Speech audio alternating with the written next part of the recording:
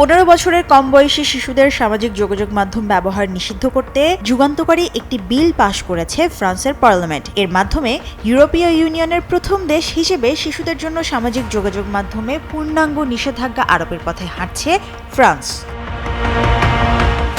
একই আইনে স্কুলে শিক্ষার্থীদের মোবাইল ফোন ব্যবহারও নিষিদ্ধ করা হয়েছে। প্রেসিডেন্ট ইমানুয়েল ম্যাক্রো এই উদ্যোগকে শিশু এবং কিশোরদের অনলাইন নিরাপত্তা নিশ্চিত করার ক্ষেত্রে বড় পদক্ষেপ হিসেবে বর্ণনা করেছেন।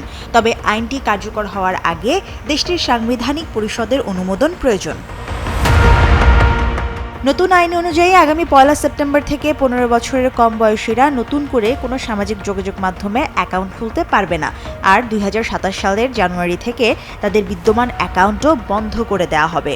পদ্মা সেতু, মেট্রো রেল এবং এলিভেটেড এক্সপ্রেসওয়ে নির্মাণের গর্বিত অংশীদার বসুন্ধরা সিমেন্ট। বয়স যাচাইয়ের দায়িত্বে থাকবে টিকটক, ইনস্টাগ্রাম, স্ন্যাপচ্যাট সহ সংশ্লিষ্ট প্ল্যাটফর্মগুলোর ওপর। তবে শিক্ষামূলক এবং বৈজ্ঞানিক ওয়েবসাইট এবং অনলাইন বিশ্বকোষ এই নিষেধাজ্ঞার বাইরে থাকবে।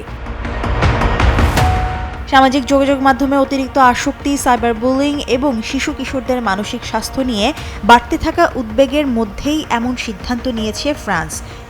বিশ্লেষকদের মতে এটি শুধু একটি জাতীয় আইন নয়, বরং প্রযুক্তি কোম্পানিগুলোর ওপর নিয়ন্ত্রণ জোরদারে ইউরোপের নতুন অবস্থানের ইঙ্গিত। একই ধারাবাহিকতায় সম্প্রতি যুক্তরাজ্য 16 বছরের কম বয়সীদের জন্য সামাজিক যোগাযোগ মাধ্যম নিষিদ্ধ করার ঘোষণা দিয়েছে, আর অস্ট্রেলিয়া এরই মধ্যে একই ধরনের আইন কার্যকর করেছে। ফলে শিশুদের অনলাইন নিরাপত্তা নিশ্চিত করতে কঠোর নিয়ন্ত্রণের বৈশ্বিক প্রবণতা আরও স্পষ্ট হয়ে উঠছে। Mushrifa Nusrat, Daily Sun.